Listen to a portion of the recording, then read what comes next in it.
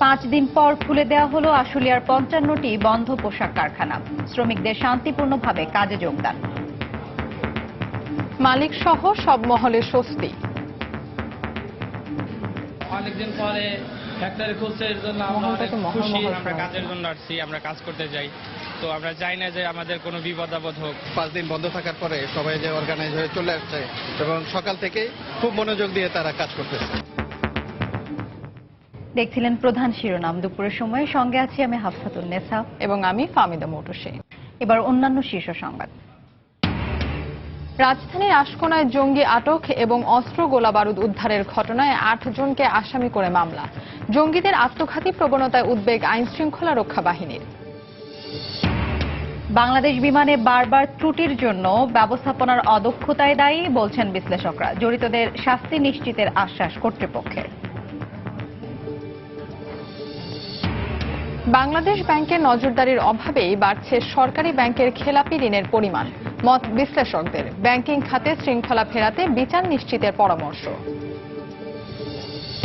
এবং হ্যাগলি ওভালে বৃথায় গেল মোসাদ্দেক সাকিবের অলরাউন্ড নৈপুণ্য। নিউজিল্যান্ড সফরে প্রথম ওয়ানডেতে 77 রানে হার বাংলাদেশের। ইনজুরিতে পড়ে মাঠ ছেড়েছেন মুশফিক।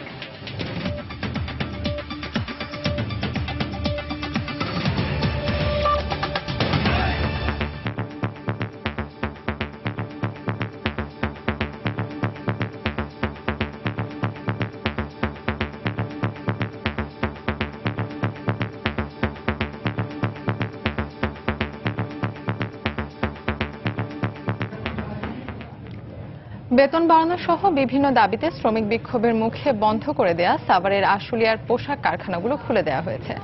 সকালে শান্তিপূর্ণভাবে কাজে যোগ দেন শ্রমিকরা।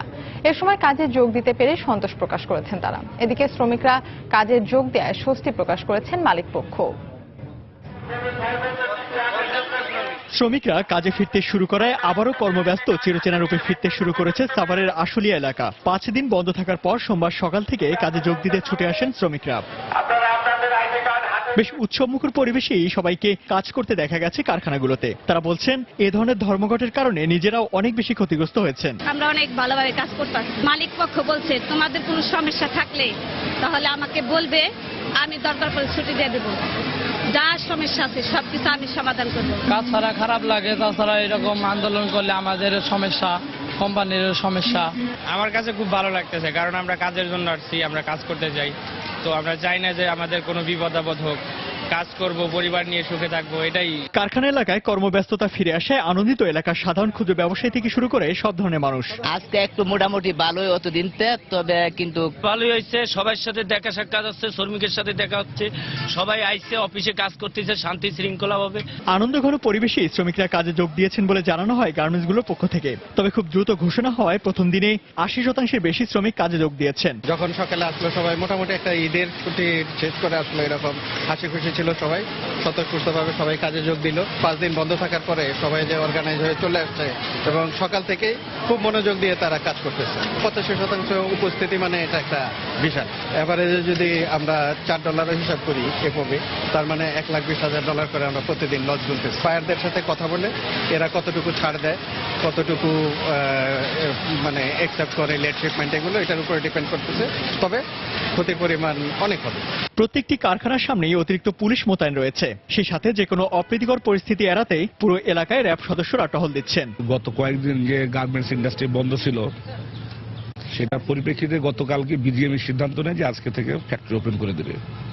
তো আমরা আমাদের ডিপ্লয়মেন্ট রেখেছিলাম, আমরা খুব সতর্ক দৃষ্টি ছিল আমাদের, এবং আমরা দেখলাম যে স্বতঃস্ফূর্তভাবে সকল গার্মেন্টসের শ্রমিকরা আসছে। একটি গার্মেন্টস হিসেবে আপনাদেরকে দিই, আমাদের সেই গার্মেন্টসের শ্রমিক সংখ্যা 2700, সেখানে প্রায় 2500 মতো যোগদান করেছে কাজে। তার মানে বোঝা যাচ্ছে যে সমস্ত যারা অনুপস্থিত আছে তাদের কেউ কেউ হয়তো বা এই 4-5 দিন ছুটির কারণে বাড়িতে চলে গেছে। একটি বাদে সবগুলোই খুলে গেছে, আর যেটি একটু সমস্যা ছিল সেটিও সম্ভবত খুলে যাবে আর কি। বেতন বাড়ানো সহ বেশ কয়েকটি দাবিতে 19 ডিসেম্বর থেকে আশুলিয়ার 25টি কারখানায় কাজ বন্ধ রেখে বিক্ষোভ শুরু করেন শ্রমিকরা। পরে 20 ডিসেম্বর 55টি কারখানা অনির্দিষ্টকালের জন্য বন্ধ ঘোষণা করে বিজিএমইএ। ইমতিয়াজ আহমেদ, সময় সংবাদ। এই মুহূর্তে আশুলিয়া আছেন সহকর্মী তানিন মেহেদী। সেখানকার সবশেষ অবস্থা জানতে সরাসরি চলে যাচ্ছে তার কাছে। তানিন। বন্ধ থাকার পরে বিজিএমই এর সিদ্ধান্ত অনুযায়ী আশুলিয়ার জামগড়া এলাকার যে কারখানাগুলো বন্ধ ছিল সেই কারখানাগুলো খুলে দেওয়া হয়েছে এবং আমরা দেখেছি সকাল থেকে স্বতঃস্ফূর্তভাবে যেসব কারখানার শ্রমিকরা দীর্ঘদিন তারা কর্মস্থলে যোগ দিতে পারেনি তারা কিন্তু তাদের কর্মস্থলে যোগ দিয়েছেন এবং আমরা এরপরে সকাল 8টার মধ্যেই কিন্তু অধিকাংশ কারখানার শ্রমিকরা তাদের কর্মস্থলে প্রবেশ করেছেন। আমরা পরবর্তী সময়ে বেশ কয়েকটি কারখানার ভেতরে প্রবেশ করেছিলাম এবং সেখানে গিয়ে শ্রমিকদের সঙ্গে কথা বলেছিলাম। তারা যেটি বলেছেন তারা এতদিন পরে কর্মস্থলে যোগ দেয় তারা বেশ শান্তিপূর্ণভাবে যোগ দিয়েছে এবং সুশৃঙ্খলভাবে আমরা দেখেছি যে সব পোশাক কারখানায় শ্রমিকরা তাদের প্রতিদিনের যে কাজ থাকে সেই কাজগুলো তারা করছেন। আর আমরা কয়েকটি কারখানায় যেমনটি দেখেছি যে যারা শ্রমিকদের যে বিক্ষোভের সময় উস্কানির অভিযোগে এবং শ্রম আইনের যে ধারা সেই ধারা অনুযায়ী বেশ কয়েকটি কারখানা থেকে প্রায় 1500-র মতো শ্রমিককে প্রাথমিকভাবে ছাঁটাই করা হয়েছে এবং সেই কারখানাগুলোর বাইরে ছবি সহ তালিকা টাঙিয়ে দেওয়া হয়েছে। তো এই বিষয়টি সম্পর্কে আমরা এখানকার যারা আইন শৃঙ্খলা রক্ষাকারী বাহিনীর ঊর্ধ্বতন কর্মকর্তা রয়েছেন, ঢাকা জেলার পুলিশ সুপার রয়েছেন, ঢাকা জেলা এক অঞ্চল শিল্পাঞ্চলের যিনি পুলিশ সুপার রয়েছেন তাদের সঙ্গে কথা বলেছি। তারা যেটি বলেছেন যে যেসব শ্রমিকদের ছাঁটাই করা হয়েছে তারা যদি সুনির্দিষ্ট তারা লিখিতভাবে আশুলিয়া থানায় কোনো অভিযোগ দায়ের করেন কিংবা তারা আবেদন করেন সেটি মালিক কর্তৃপক্ষের সঙ্গে আলোচনা করে সেই বিষয়ে সিদ্ধান্ত নেওয়া হবে। কিন্তু এর বাইরে আমরা দেখেছি যে সকাল থেকে এখন পর্যন্ত শান্তিপূর্ণ পরিবেশে শ্রমিকরা তাদের কর্মস্থলে কাজ করছেন এবং কিছুক্ষণ আগে মধ্যাহ্ন যে বিরতি ছিল প্রত্যেকটি পোশাক কারখানার মধ্যাহ্ন বিরতির সময় আমরা দেখেছি শ্রমিকরা সুশৃঙ্খলভাবে তারা মধ্যাহ্ন বিরতির তাদের যে দুপুরে খাওয়ার জন্য তারা বের হয়ে গিয়েছেন এবং পরবর্তীতে শান্তিপূর্ণভাবে তারা তাদের কারখানায় প্রবেশ করেছেন এবং আমরা দেখেছি আইন শৃঙ্খলা বাহিনীর সদস্যদের তৎপরতা তারা এলাকায় টহল দিয়ে বেড়াচ্ছেন যে কোনো ধরনের পরিস্থিতি সামাল দেওয়ার জন্য। তো এখনকার মতো এই ছিল আমার কাছে থাকা এখানকার সবশেষ খবর। আসলে বন্ধ থাকা পোশাক কারখানাগুলো খুলে দেওয়া হয়েছে, যোগ দিয়েছেন পোশাক শ্রমিকরা, সে বিষয়ে জানাচ্ছিলেন সহকর্মী তানিন মেহেদী।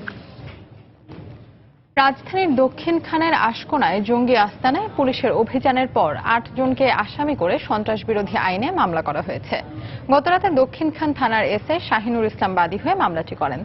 অভিযান চলাকালে আত্মসমর্পণকারী 2 নারী, আত্মঘাতী 2 জন এবং পলাতক 4 জনকে মামলায় আসামি করা হয়েছে। শুক্রবার মধ্যরাত থেকে অপারেশন রিপল 24 নামে 16 ঘন্টার অভিযান চলাকালে আত্মঘাতী হামলায় নিহত হয় 2 জঙ্গি।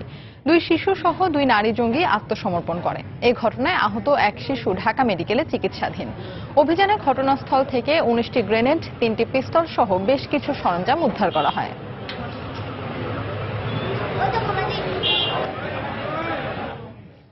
জঙ্গিদের আত্মঘাতী হওয়ার প্রবণতাকে উদ্বেগজনক বলছেন পুলিশ কর্মকর্তারা। তারা বলছেন আইন শৃঙ্খলা রক্ষা বাহিনীর জঙ্গি বিরোধী শক্ত অবস্থান ও ধারাবাহিক অভিযানে তাদের নিয়ন্ত্রণ করা গেলেও আত্মঘাতী প্রবণতা রোধ করা কঠিন। বিশ্লেষকরা বলছেন শুধু আইন প্রয়োগের মাধ্যমে এটি ঠেকানো সম্ভব নয়, এর জন্য উদ্বুদ্ধকরণ নানা কর্মসূচি নেওয়া উচিত। খান মোহাম্মদ রুমেলের রিপোর্ট। 1999 সালে কবি শামসুর রহমানের উপর হামলার মধ্য দিয়ে বাংলাদেশে জঙ্গি হামলার শুরু। এরপর একে একে যশোরে উদীচী অনুষ্ঠানে বোমা হামলা, রমনা বটমূলে পহেলা বৈশাখের অনুষ্ঠানে হামলা, 21শে আগস্ট গ্রেনেড হামলা কিংবা দেশের 63টি জেলায় একযোগে বোমা হামলার মধ্য দিয়ে নিজেদের অস্তিত্ব ও শক্তিমত্তার কথা জানান দিয়েছে জঙ্গি সংগঠনগুলো। তবে দেশের ইতিহাসে নৃশংসতা বিবেচনায় সবচেয়ে বড় হামলার ঘটনাটি ঘটে গুলশানে হোলি আর্টিজানে। এরপর থেকেই দেশ জুড়ে জঙ্গি বিরোধী অভিযান জোরদার করে আইন শৃঙ্খলা রক্ষা বাহিনী। সেই ধারাবাহিকতায় গেল 6 মাসে ঢাকা ও এর আশপাশে 8টি বড় ধরনের অভিযানে নিহত হয় 28 জঙ্গি।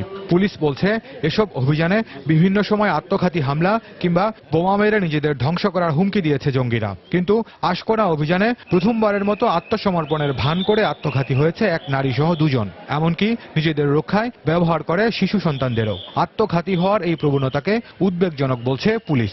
তারা মনে করে তারা জেহাদ করে যদি তারা মৃত্যুবরণ করে তারা জান্নাতে চলে যাবে।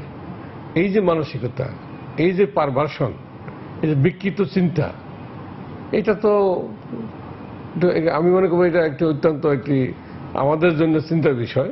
বিশ্লেষকরা বলছেন নানাভাবে চাপে থাকা জঙ্গিরা ঘুরে দাঁড়ানোর মরিয়া চেষ্টা থেকেই আত্মঘাতী স্কোয়াড তৈরি করছে। আইন শৃঙ্খলা রক্ষাকারী বাহিনীর কে দিয়ে আপনি অভিযান পরিচালনা করে তার সলিউশন, এটা পৃথিবীতে কোথাও হয় নাই, সাকসেসফুল হয় নাই, এবং আমরাও মনে করি না যে এটা সঠিক পথ। সমাজের বিভিন্ন জায়গাতে কি কি সমস্যা এবং কোন প্রক্রিয়ার মধ্য দিয়ে জঙ্গি হচ্ছে সেই জায়গাটা চিহ্নিত করে আপনাকে অ্যাড্রেস করতে হবে। এদেরকে যাতে বিপথে না নিতে পারে, তাদের যাতে উদ্বুদ্ধ করতে না পারে জেহাদ করার জন্য, সেই জন্য আমরা জনগণকে, বিভিন্ন কমিউনিটিকে, সমাজকে কাজে লাগাতে চাচ্ছি আর কি। অপরাধ বিশ্লেষকদের মতে সম্প্রতি যেসব তরুণ স্বেচ্ছা নিখোঁজ হয়েছেন তাদের হদিস এখনো বের করতে পারেনি পুলিশ। তাদের মতে নিখোঁজের আলামত থেকে বোঝা যায় জঙ্গিরা আবারও সংগঠিত হওয়ার চেষ্টা করছে। নারী সদস্যদেরকে দিয়ে জঙ্গি সংগঠনগুলো আত্মঘাতী স্কোয়াড গড়ে তুলেছে, এমন তথ্য পাওয়ার কথা পুলিশ বলছিল গুলশান হামলার পর থেকেই। আশকোনা অভিযানে সত্যতা মিলল সেই তথ্যে। এই প্রেক্ষাপটে জঙ্গিবাদ মোকাবেলায় নতুন কৌশল প্রণয়নের তাগিদ দিচ্ছেন বিশ্লেষকরা। খান মোহাম্মদ রুমেল, সময় সংবাদ, ঢাকা।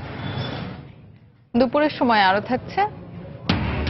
কুড়িগ্রামের চরগুলোতে মাধ্যমিক পর্যায়ের কোনো বিদ্যালয় নেই। সড়ক যোগাযোগ বিচ্ছিন্ন এই জনপদে বাল্যবিয়ের শিকার হচ্ছে অধিকাংশ শিক্ষার্থী। এশিয়া প্যাসিফিক বাণিজ্য চুক্তি বা এপিটিএ এর দ্বিতীয় সংশোধনী প্রস্তাবের খসড়ায় অনুমোদন দিয়েছে মন্ত্রিসভা। সকালে সচিবালয়ে মন্ত্রিসভার নিয়মিত বৈঠকে এ অনুমোদন দেওয়া হয়। চলতি বছরে মন্ত্রিসভার শেষ বৈঠকে এই সিদ্ধান্ত নেওয়া হয়। ব্যাংকক এগ্রিমেন্ট নামে পরিচিত এই চুক্তির সংশোধনীতে বিদ্যমান 6টি সদস্য দেশের সঙ্গে মঙ্গোলিয়াকে যুক্ত করার প্রস্তাব দেওয়া হয়। এছাড়া বাংলাদেশ থেকে 602টি পণ্যের শুল্ক ছাড়ের বিষয়টিও প্রস্তাবে অন্তর্ভুক্ত করা হয়েছে। সদস্য দেশগুলোর অভিমত শেষে আগামী বছরের 13ই জানুয়ারি থাইল্যান্ডে অনুষ্ঠিত মন্ত্রী পর্যায়ের বৈঠকে চুক্তিটি স্বাক্ষরিত হওয়ার কথা রয়েছে। এছাড়া আশুলিয়ার বন্ধ পোশাক কারখানা খুলে দেওয়ার উদ্যোগকে স্বাগত জানানো হয়েছে বলে ব্রিফিংয়ে উল্লেখ করেন মন্ত্রিপরিষদ সচিব।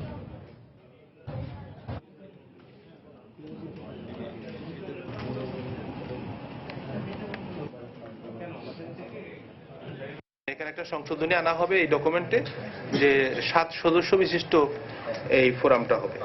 এই চুক্তিপত্রের সাথে কোন কোন জায়গায় ট্যারিফ কনসেশন দেওয়া হবে এটার লিস্ট আছে। বাংলাদেশের ক্ষেত্রে দেওয়া আছে পণ্যের সংখ্যা 598টি। এখানে কোনো ক্ষেত্রে 10 থেকে 70% পর্যন্ত শুল্ক ছাড়ের সুযোগ দেওয়া হবে। টোটাল বাংলাদেশ অংশ থেকে 602টি পণ্যের শুল্ক ছাড়ের সুযোগ দেওয়া হবে এই সদস্যগুলো এবং এলডিসি সদস্যগুলো। এটা যেহেতু আমাদের মন্ত্রিসভা অনুমোদন দিয়েছে, সবাই যদি এই কাজটা করে ফেলে রেটিফিকেশনটা, তাহলে আগামী 13ই জানুয়ারি যে মন্ত্রী পর্যায়ের মিটিং হবে সেখানে এই চুক্তিটা আবার স্বাক্ষরিত হবে। শীতে অসংখ্য অতিথি পাখির কলতানে মুখর ব্রাহ্মণবাড়িয়ার মেদির হাওর। প্রাকৃতিক খাবারের অপুরান ভাণ্ডারে বালিহাঁস, পানকৌড়ি, বালিলেঞ্জা সহ নানা পাখি বাড়িয়ে দিয়েছে প্রকৃতির শোভা।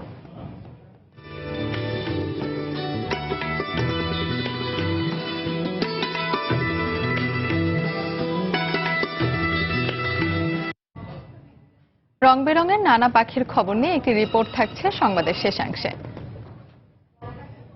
বিমান বাংলাদেশ এয়ারলাইন্সের উড়োজাহাজে বারবার যান্ত্রিক ত্রুটির ঘটনায় বিমানের ব্যবস্থাপনায় দক্ষতা ও জবাবদিহিতার অভাবকেই দায়ী করছেন বিশেষজ্ঞরা। তাদের মতে বিমানের সেবা নিশ্চিত করতে ইউনিয়নবাজি বন্ধ সহ জরুরি সার্ভিস হিসেবে ঘোষণা করা দরকার। বেসামরিক বিমান পরিবহন ও পর্যটন মন্ত্রণালয় সম্পর্কিত সংসদীয় স্থায়ী কমিটির সভাপতি জানিয়েছেন, যান্ত্রিক ত্রুটি সহ বিমানে অনাকাঙ্ক্ষিত ঘটনার সঙ্গে জড়িতদের বিরুদ্ধে কঠোর ব্যবস্থা নেওয়া হবে। প্রসূন আশিসের রিপোর্ট। গত 27 নভেম্বর হাঙ্গেরির বুদাপেস্টে ওয়াটার সামিটে যোগ দিতে যাওয়ার পথে প্রধানমন্ত্রীকে বহনকারী বাংলাদেশ এয়ারলাইন্সের বোয়িং 777 রাঙাপ্রভাত যান্ত্রিক ত্রুটির কারণে তুর্কমেনিস্তানে জরুরি অবতরণ করে। প্রধানমন্ত্রীকে বহনকারী ফ্লাইটের ত্রুটি নিয়ে সমালোচনার রেশ কাটতে না কাটতেই গত 12ই ডিসেম্বর মিয়ানমারের উদ্দেশ্যে ছেড়ে যাওয়া বিমানের একটি ফ্লাইট এবং 22 ডিসেম্বর ওমানের মাস্কট থেকে আসা বিমানের একটি উড়োজাহাজ ঢাকায় জরুরি অবতরণ করে। অল্প সময়ের ভেতর বিমানের উড়োজাহাজে এতগুলো যান্ত্রিক ত্রুটির ঘটনায় উদ্বেগ প্রকাশ করে বিশেষজ্ঞরা বলছেন, স্বজনপ্রীতি দূর করে দক্ষ কর্মকর্তা নিয়োগের মাধ্যমে বিমানকে ঢেলে সাজানো দরকার। অদক্ষ লোক আছে, তা না হলে কেমনে ত্রুটি দেখা যাবে? কেমনে একটা নাট ঢিলা থাকবে এখানে। যারা ব্যবস্থাপনার সাথে জড়িত আছেন, ইঞ্জিনিয়ারিং বিভাগ বিমানে বা মেইনটেনেন্স বিভাগে যারা কাজ করছেন, তাদের দক্ষতার ব্যাপারেও কিন্তু একটা প্রশ্ন আছে। প্রত্যেকটা পার্টসেরই কিন্তু একটা সাইকেল থাকে। মিসইউজটাকে যদি আমরা বন্ধ না করতে পারি, এই এয়ারক্রাফটগুলো দিয়ে আরো ভালো সার্ভিস আশা করতে পারি না। আমলাতান্ত্রিক জটিলতা যদি থাকে, সেটাতে কিন্তু কমার্শিয়াল ভাবে এয়ারলাইন চলে না। সরকারকে একটু শক্তভাবে অ্যাকাউন্টেবিলিটি যাতে হয়, সেই অ্যাকাউন্টেবিলিটির দিকটা নজর দিতে হবে। সকল ধরনের সেবা নিশ্চিত করতে বিমান বাংলাদেশ এয়ারলাইন্সকে পুরোপুরি ইউনিয়ন মুক্ত রাখার পরামর্শ বিশেষজ্ঞদের। বিমানকে যদি আমরা এসেনশিয়াল সার্ভিস ডিক্লেয়ার করত, সেটা বিমানের জন্য বেটার হতো। 12-13টি ইউনিয়ন আছে, সেই ইউনিয়নের কারণে কিন্তু অনেক কিছু অনেকজন চেষ্টা করলেও করতে পারছেন।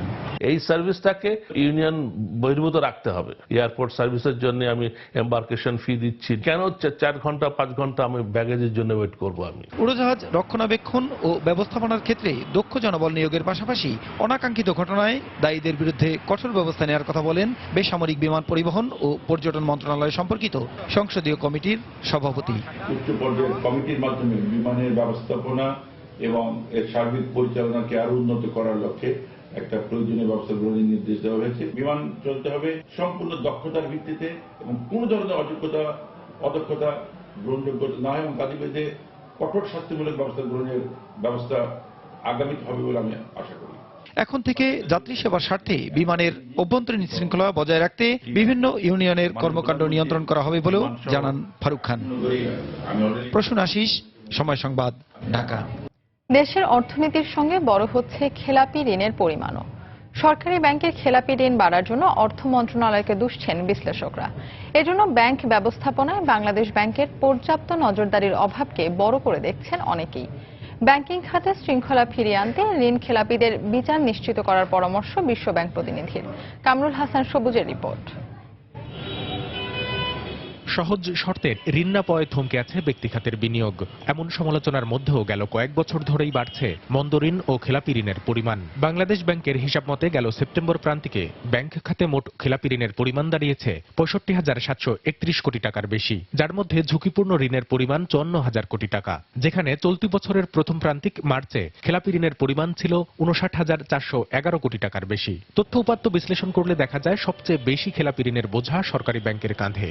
এই ঋণ খেলাপির অপসংস্কৃতির জন্য অর্থ মন্ত্রণালয়কে দায়ী করছেন বাংলাদেশ ব্যাংকের সাবেক ডেপুটি গভর্নর। সংকট কাটানোর জন্য সরকারকে মালিক হিসেবে পেইড আপ ক্যাপিটাল দিতে হয়। জনগণের ট্যাক্সের টাকা দিয়ে জনগণের লুণ্ঠন করা টাকাকে প্রতিস্থাপন করা, এর চাইতে অন্যায্য তো কিছু নাই। আমি এর জন্য অর্থ মন্ত্রণালয়কে দায়ী করব, কারণ তারাই কিন্তু মালিকের ভূমিকায় সরকারের পক্ষ থেকে কাজ করেন। খেলাপি ঋণের সঙ্গে বেড়ে চলেছে ঋণ অবলোপনের পরিমাণও। কারণ হিসেবে বিশেষ ক্ষমতাধরদের বিরুদ্ধে ব্যবস্থা নিতে না পারাকেই চিহ্নিত করছেন অর্থনীতি বিশ্লেষকরা। সেখানে তো অনেক বড় বড় রাঘববোয়ালরা ইনভলভ আছেন, সেখানে যদি আমরা হাত দিতে না পারি, আমি ইচ্ছাকৃতভাবে ক্ষমতা থাকা সত্ত্বেও ঋণ ফেরত দিচ্ছি না সময় মতো, কারণ আমি জানি যে ফেরত না দিলে আমি পার পেয়ে যাব, তাহলে কিন্তু এই সংস্কৃতিতে প্রবৃত্ত না খুবই কঠিন হবে। ব্যাংক খাতের এই নাজুক অবস্থা থেকে উত্তরণে বাংলাদেশ ব্যাংককে দূরদর্শী ভূমিকা রাখার পরামর্শ সাবেক গভর্নর ফরাস উদ্দিনের। বাংলাদেশ ব্যাংকের ব্যাংক সুপারভিশন করতে গেলে যে রকম বড় হওয়া উচিত ছিল, যে রকম ক্ষমতা থাকা উচিত ছিল, যে রকম প্রযুক্তি সমৃদ্ধ হওয়া উচিত ছিল, সেই তুলনায় কিছু পিছিয়ে আছে। সেই সঙ্গে নিয়ম না মেনে ঋণ পুনঃতফসিল করা ব্যাংকের বিরুদ্ধেও ব্যবস্থা নেওয়ার পরামর্শ অর্থনীতিবিদদের। কামরুল হাসান সবুজ, সময় সংবাদ, ঢাকা। দুপুর সময় আরো থাকছে। বগুড়ার নাগর নদ থেকে অবৈধভাবে কেটে নেওয়া হচ্ছে বালু ও মাটি, ভাঙনের সর্বশান্ত এলাকাবাসী। অভিযান চালানোর উদ্যোগ নেই প্রশাসনের। নতুন বছরের শুরুতে গ্যাসের মূল্য বাড়ানোর সরকারি সিদ্ধান্ত নিজেদের পকেট ভারী ও লুটপাট করার পায়তারা বলে মন্তব্য করেছেন বিএনপির সিনিয়র যুগ্ম মহাসচিব রুহুল কবির রিজভী। সাধারণ মানুষের দুর্ভোগের কথা বিবেচনা করে এ ধরনের সিদ্ধান্ত থেকে সরে আসতে সরকারের প্রতি আহ্বানও জানান তিনি। সকালে নয়াপল্টনে দলের কেন্দ্রীয় কার্যালয়ে সংবাদ সম্মেলনে একথা বলেন রিজভী আহমেদ। সম্পূর্ণ বেআইনিভাবে মাত্র 9 মাসের ব্যবধানে অবৈধ সরকারের আবারও গ্যাসের দাম বাড়ানোর সিদ্ধান্ত মানুষকে হতবাক করেছে। গ্যাস কোম্পানিগুলোর মোটা অঙ্কের মুনাফার পরেও বছর ঘুরতে না ঘুরতেই গ্যাসের দাম বৃদ্ধির উদ্দেশ্য হচ্ছে লুটপাট, সরকারি দল ও ও ক্ষমতাসীনদের স্বজনদের পকেট ভারী করা। বিএনপির পক্ষ থেকে আমি অযৌক্তিক গণবিরোধী গ্যাসের মূল্য বৃদ্ধির সিদ্ধান্তের তীব্র নিন্দা ও প্রতিবাদ জানাচ্ছি। এ ধরনের সিদ্ধান্ত থেকে সরে আসার জন্য জোরালো আহ্বান জানাচ্ছি। বড়দিন উপলক্ষে খ্রিস্টান সম্প্রদায়ের প্রতিনিধিদের সঙ্গে মতবিনিময় করেছেন জাতীয় পার্টির চেয়ারম্যান হোসেন মোহাম্মদ এরশাদ। সকালে রাজধানীর বনানীতে দলীয় কার্যালয়ে এই মতবিনিময় হয়। এতে জাতীয় পার্টির কো চেয়ারম্যান জিএম কাদের, মহাসচিব রুহুল আমিন হাওলাদার সহ কেন্দ্রীয় নেতারা উপস্থিত ছিলেন। অনুষ্ঠানে কেক কাটা হয়। এ সময় এরশাদ বলেন, ক্ষমতায় এলে কোটা পদ্ধতি চালু করে খ্রিস্টানদের বিভিন্ন সুযোগ সুবিধার ব্যবস্থা করা হবে।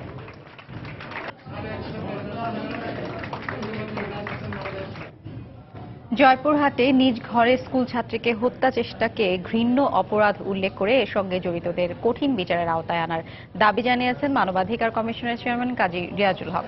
সকালে ঢাকা মেডিকেলে ভর্তি স্কুল ছাত্রীকে দেখতে গিয়ে তিনি এ মন্তব্য করেন। এ সময় তিনি বলেন, 2016 সালে বিশ্বের সবচেয়ে বেশি মানবাধিকার লঙ্ঘনের ঘটনা ঘটেছে। নিঃসন্দেহে এটা একটা ন্যাক্কারজনক ঘটনা, এটা নিঃসন্দেহে একটা চরম এটা একটা হিনিয়াস ক্রাইম। এই জাতীয় যে পশু সমতুল্য যে মানুষগুলো আছে তাদের বিরুদ্ধে আমাদেরকে দৃষ্টান্তমূলক শাস্তি নিশ্চিত করতে হবে। এই ঘটনার ওটার প্রসারতা বেড়ে যাবে যদি আমরা তাদের শাস্তিটা নিশ্চিত করতে না পারি। মানবাধিকার সুরক্ষা করা এটা আমাদের দায়িত্ব, সেই সুরক্ষা করতে আমরা পাচ্ছি না। তো সেই দিক থেকে বলতে গেলে হ্যাঁ, আমরা আমাদের দায়িত্ব সঠিকভাবে, আমাদের এটা উদ্দেশ্য ছিল, সেটা সফল হচ্ছে না। পুলিশ প্রশাসনকে সঠিকভাবে কাজ করতে হবে, নিরপেক্ষভাবে কাজ করতে হবে এবং সমস্ত লোভ লালসার ঊর্ধ্বে যে কাজ করতে হবে। নোয়াখালীতে বাস ও সিএনজি অটোরিকশার সংঘর্ষে 2 জন নিহত হয়েছেন, আহত হয়েছেন আরো 3 জন। সকালে সদরের মাইজদি সুবর্ণচর সড়কে এই দুর্ঘটনা ঘটে। হাইওয়ে পুলিশ জানায়, মহাসড়কের নোয়াখালী বিজ্ঞান ও প্রযুক্তি বিশ্ববিদ্যালয়ের সামনে সদর উপজেলার সোনাপুরগামী একটি অটোরিকশাকে বিপরীত দিক থেকে আসা একটি যাত্রীবাহী বাস চাপা দেয়। এতে ঘটনাস্থলে সিএনজি অটোরিকশার 2 যাত্রীর মৃত্যু হয়। আহতদের স্থানীয় হাসপাতালে ভর্তি করা হয়েছে।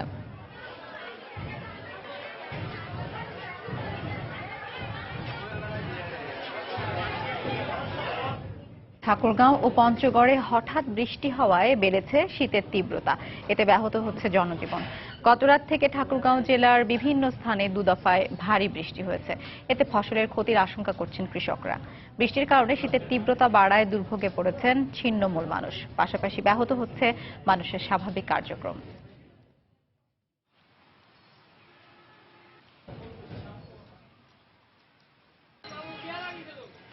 সকাল থেকে পঞ্চগড়ে গুড়ি গুড়ি বৃষ্টির সঙ্গে বেড়েছে শীত। গরম কাপড়ের অভাবে কাজে যেতে না পারায় বিপাকে পড়েন খেটে খাওয়া মানুষ। এ অবস্থায় শীত বস্ত্রের জন্য সরকারি সহায়তার দাবি জানিয়েছেন তারা। বৃষ্টি হইল যদি একটু কম হয়, গমের জন্য ভালো, আর বেশি হলে আলুর জন্য ক্ষতি। ভোর থেকে বৃষ্টি হচ্ছে, এখন কাজ কাম করতে পারি না, খুব শীতটা বাড়ে গেছে।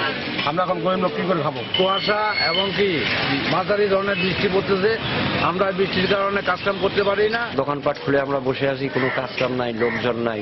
কুড়িগ্রামের চরগুলোতে মাধ্যমিক পর্যায়ের কোনো বিদ্যালয় নেই। এতে সড়ক যোগাযোগ বিচ্ছিন্ন এই জনপদে শিক্ষার্থীদের অধিকাংশই হচ্ছে বাল্যবিয়ের শিকার। জেলার প্রাথমিক শিক্ষা কর্মকর্তা বলছেন, চরাঞ্চলের বিদ্যালয়গুলোতে অগ্রাধিকার ভিত্তিতে 8ম শ্রেণী চালু করার প্রক্রিয়া চলছে। চরবাসীদের জীবনযাত্রা নিয়ে মমিনুল ইসলাম মঞ্জুর তথ্য ও বেলাল হোসেনের ছবি নিয়ে ধারাবাহিক ডেস্ক রিপোর্টের আজ দেখুন 4র্থ পর্ব। কুড়িগ্রামের দ্বীপচরগুলোর অধিকাংশ সরকারি প্রাথমিক বিদ্যালয়ের অবস্থা নাজুক। নদী ভাঙনের শিকার হওয়ায় অনেক বিদ্যালয় একাধিকবার স্থানান্তর করতে হয়েছে। পাশাপাশি অবকাঠামো, আসবাবপত্র ও উপকরণ সমস্যায় জর্জরিত। ফলে বিড়ম্বনার মধ্যে শিক্ষার্থীদের লেখাপড়া করতে হয়। সদর উপজেলার চর পার্বতীপুর এবং চর যাত্রাপুর সরকারি প্রাথমিক বিদ্যালয় এই নাজুক অবস্থার সাক্ষ্য বহন করছে। তারপরও এই বিরূপ পরিবেশে শিক্ষার্থীরা কষ্ট করে প্রাথমিক পর্যায়ের লেখাপড়া শেষ করছে। এরপর মাধ্যমিক বিদ্যালয় না থাকায় থেমে যাচ্ছে তাদের লেখাপড়া। অনেক দূরে থেকে আসা হয়, ভাঙ্গা স্কুল মাটিতে বসে ক্লাস হয়। 5 পাস করার পর তো পড়ালেখা নেই, বাড়ি যাবো নিয়ে যায় হাল চাষার লাগে। হাই স্কুল অনেক দূর, 2টি নদী পার হয়ে যেতে হয়। 5 পাস করার পর আর লেখাপড়া করেনি। আমার বাবা বাড়ি ছিলাম, আমার বাবা মা বিয়ে দিছে। প্রাথমিক বিদ্যালয়ের শিক্ষকরা বলছেন মেয়েরা বাল্য বিয়ের শিকার হচ্ছে, আর অভিভাবকদের দাবি মাধ্যমিক পর্যায়ে লেখাপড়ার সুযোগ না থাকায় বাধ্য হয়ে মেয়েদের বিয়ে দিচ্ছেন তারা। নদী পাড়ে হাই স্কুল দিতে পারি না, মেয়েদেরকে প্রাইমারি স্কুলে পাস করে বিয়ে শাদী দিতে হয়। আমি এই স্কুলে যোগদান করার পর 3বার স্কুল ভাঙলো। 5 পাস করার পরে মেয়েদের বিয়ে শাদী হয়ে যায়। অনেক দুঃখ পাই যে মেয়েরা হাই স্কুলে লেখাপড়ার সুযোগ পাচ্ছে না। চরগুলোতে মাধ্যমিক শিক্ষার ব্যবস্থা থাকলে মেয়েদের লেখাপড়া আরো গতিশীল হতো বলে মনে করেন জনপ্রতিনিধি। অল্প বয়সে এই মেয়েদেরকে বাপ মারা বাধ্য হয়ে বাল্য বিবাহ দিতে উদ্যত হয়। হাই স্কুল থাকলে আর এদের লেখাপড়া এরকম মুক্তভাবে পড়তো না। জেলা প্রাথমিক শিক্ষা দপ্তরের শীর্ষ কর্মকর্তা আশ্বাস দেন, চরাঞ্চলের বিদ্যালয়গুলোতে অগ্রাধিকার ভিত্তিতে 8ম শ্রেণী চালু করার জন্য অনুরোধ জানিয়ে সরকারের কাছে প্রস্তাবনা পাঠানো হবে। উচ্চ বিদ্যালয়ের অভাবে তারা লেখাপড়া থেকে ঝরে পড়ছে, তাই সরকার 8ম শ্রেণী পর্যন্ত প্রাথমিক শিক্ষা চালু করবেন, এতে আমরা অত্যন্ত আনন্দিত। চরাঞ্চলের বিদ্যালয়গুলোতে যাতে 8ম শ্রেণী খোলা হয় সেজন্য আমরা সরকারকে অনুরোধ করে প্রস্তাবনা পাঠাবো। জেলা প্রাথমিক শিক্ষা দপ্তরের তথ্যানুযায়ী জেলায় সরকারি প্রাথমিক বিদ্যালয়ের সংখ্যা 1217টি। এর মধ্যে দ্বীপচরগুলোতে রয়েছে 108টি বিদ্যালয়, আর শিক্ষার্থী প্রায় 20,000। সময় সংবাদ, কুড়িগ্রাম। বগুড়ার নাগর নদ থেকে অবৈধভাবে বালু ও মাটি কাটার মহোৎসব চলছে। 7 থেকে 10 জনের বালু ব্যবসায়ী একটি সিন্ডিকেট প্রতিদিন শত শত ট্রাক দিয়ে চালাচ্ছে এই অবৈধ ব্যবসা। এতে ভাঙনে সর্বশান্ত হচ্ছেন এলাকার মানুষ। অবৈধ বালু উত্তোলন বন্ধে এখনও প্রশাসনের কোনো উদ্যোগ চোখে পড়েনি। মাজিদুর রহমানের রিপোর্ট, ছবি তুলেছেন রবিউল ইসলাম। গত কয়েক বছর থেকে বগুড়ার দুপচাচিয়া ও কাহালু উপজেলার নাগর নদী থেকে অবৈধভাবে বালু ও মাটি উত্তোলন করছে এলাকার কিছু প্রভাবশালী বালু ব্যবসায়ী।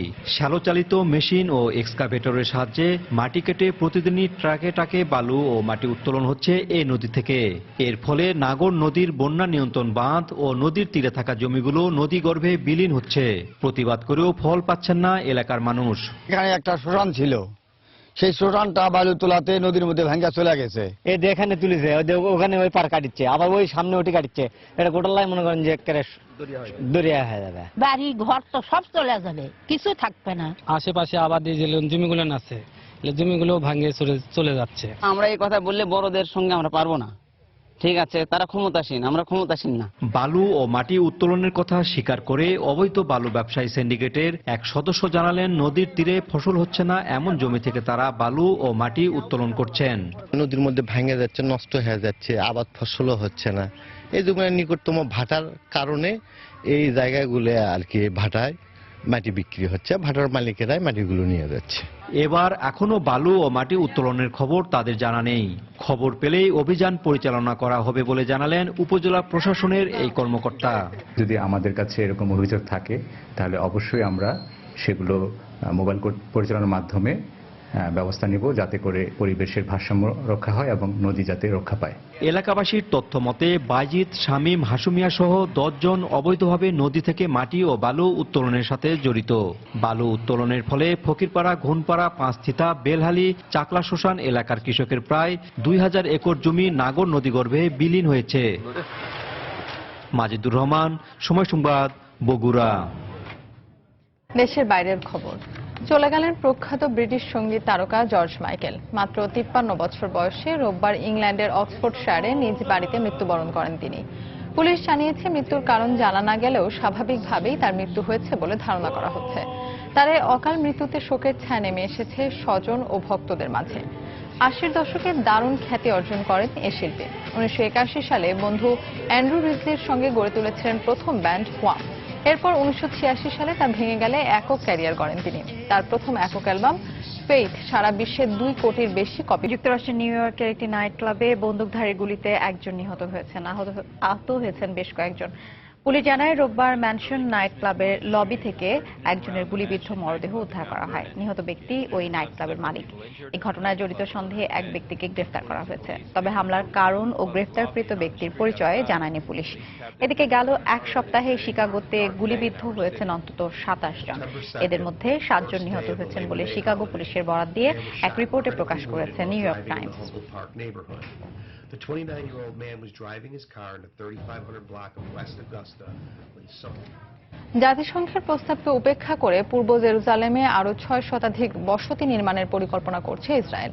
শুধু তাই নয়, ইহুদি বসতি নির্মাণ বন্ধের প্রস্তাব পাশে ক্ষুব্ধ হয়ে যুক্তরাষ্ট্র সহ তেল আবিবে নিয়োজিত 15 দেশের রাষ্ট্রদূতকে তলব করেছে দেশটির পররাষ্ট্র দপ্তর।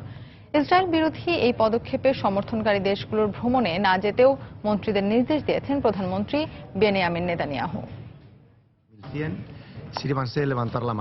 শুক্রবার নিরাপত্তা পরিষদে ফিলিস্তিনের অধিকৃত ভূখণ্ডে ইসরায়েলি বসতি নির্মাণকে অবৈধ উল্লেখ করে তা বন্ধের প্রস্তাব পাশ হওয়ায় একের পর এক ক্ষুব্ধ প্রতিক্রিয়া দেখিয়ে আসছে তেল আবিব। সোমবার পূর্ব জেরুজালেমে কয়েকশো বসতি নির্মাণের পরিকল্পনা প্রকাশের মধ্য দিয়ে দেশটির আগ্রাসী মনোভাব আরও দৃশ্যত হল। ইসরায়েলি গণমাধ্যম হারেস জানায়, আগামী বুধবার জেরুজালেমের গণপূর্ত কমিটির ওই অঞ্চলে আরও 618টি বসতি নির্মাণের অনুমোদন দেওয়ার কথা রয়েছে। এর মধ্যে ইহুদি বসতি নির্মাণ বিরোধী প্রস্তাবে সমর্থনকারী দেশগুলোর রাষ্ট্রদূতকে তলব করেছে ইসরায়েল। রোববার দেশটিতে নিয়োজিত নিরাপত্তা পরিষদের স্থায়ী এবং অস্থায়ী 14 দেশের রাষ্ট্রদূতকে ডেকে পাঠানোর কিছুক্ষণ পর মার্কিন রাষ্ট্রদূত ড্যান শ্যাপিয়রকেও তলব করা হয় বলে জানায় ওয়াশিংটন। তার কাছে নিরাপত্তা পরিষদে শুক্রবারের ভোটাভুটিতে যুক্তরাষ্ট্রের ভেটো না দেওয়ার বিষয়ে ব্যাখ্যা চাওয়া হতে পারে বলে জানায় গণমাধ্যম।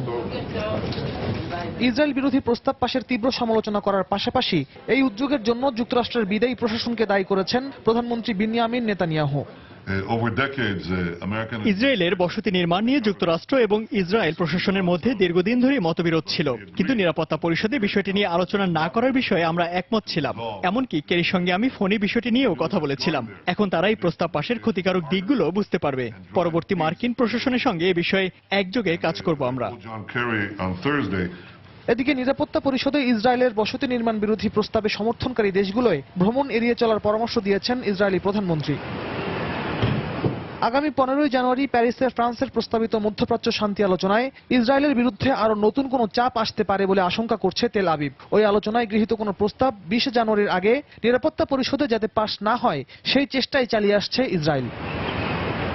রিয়াদুল ইসলাম, সময় সংবাদ।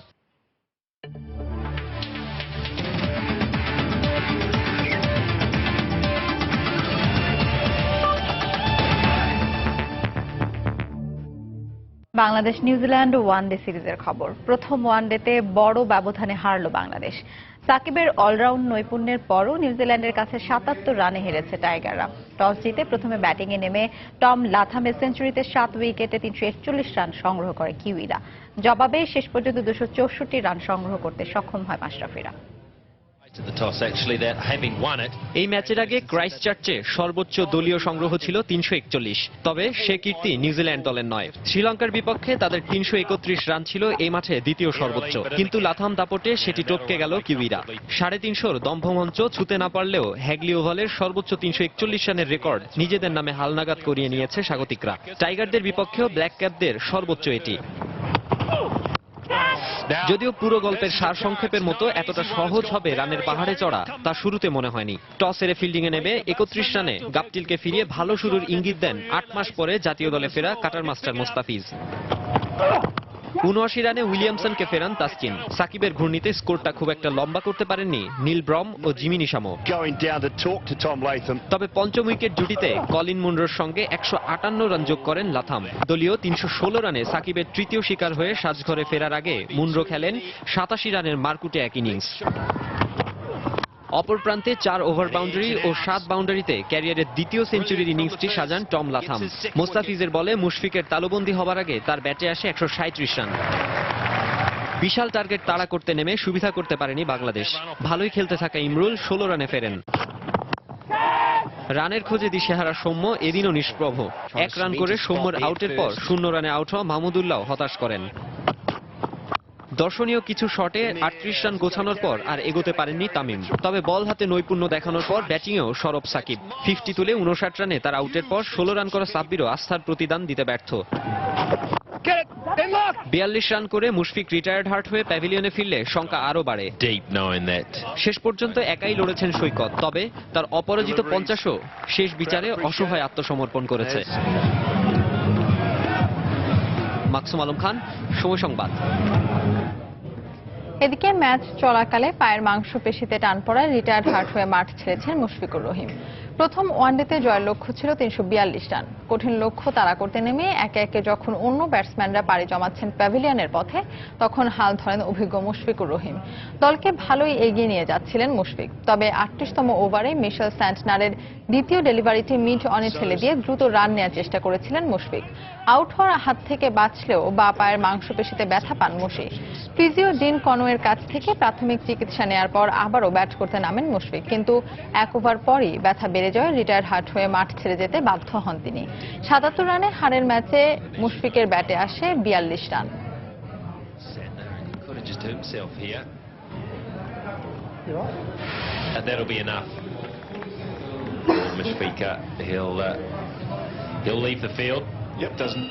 বোলিংয়ে 30 থেকে 40 রান বেশি দেয় এই ম্যাচ বাংলাদেশের জন্য কঠিন হয়েছে। এছাড়াও ভিন্ন একটি কন্ডিশনে এসে ব্যাটসম্যানদের মনোসংযোগেও কিছুটা ঘাটতি ছিল বলে টাইগাররা ম্যাচ হেরেছেন।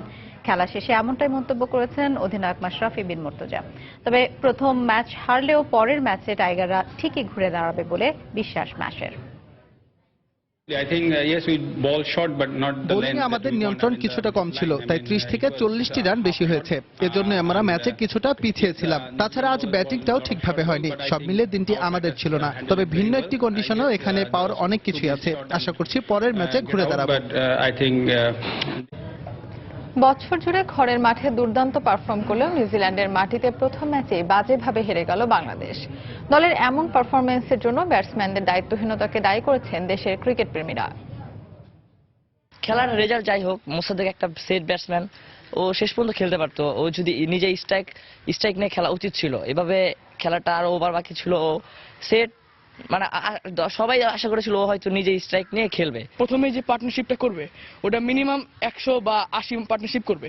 তারপর যে টপ অর্ডার ব্যাটসম্যান আছে, মিডল অর্ডার ব্যাটসম্যান আছে, ওরা ওইখান থেকে টেক ওভার করবে। নিউজিল্যান্ডের যে মাঠটাতে আমরা খেলা দেখলাম, সেটা মাঠটা খুবই ছোট এবং সেখানে ভালো একটা স্কোর করছে নিউজিল্যান্ড টিম।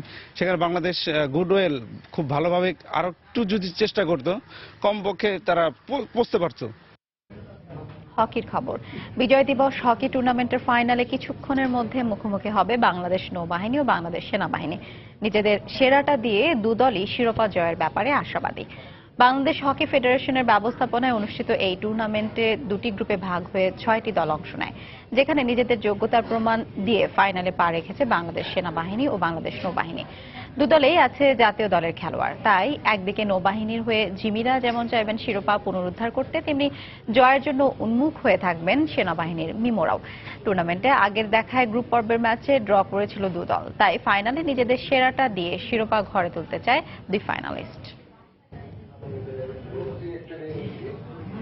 এবার ব্রাহ্মণবাড়িয়ার মেদির হাওর নিয়ে একটি বিশেষ রিপোর্ট। হেমন্তের শেষ দিক থেকে দেশি বিদেশি অসংখ্য পাখির কলতানে মুখর হয়ে উঠেছে ব্রাহ্মণবাড়িয়ার মেদির হাওর। শীতে যা আরও বেড়েছে। প্রতি বছরের মতোই প্রাকৃতিক খাবারের এই অফুরন্ত ভাণ্ডারে আগমন ঘটেছে বালিহাঁস, পানকৌড়ি, বালিলেঞ্জা সহ বিভিন্ন পাখির। রং বেরঙের এই পাখির কলতানে মুগ্ধ অসংখ্য পর্যটক ও পাখিপ্রেমী। ব্রাহ্মণবাড়িয়া থেকে জুয়েলুর রহমানের ছবি ও উজ্জ্বল চক্রবর্তীর পাঠানো তথ্য নিয়ে ডেস্ক রিপোর্ট।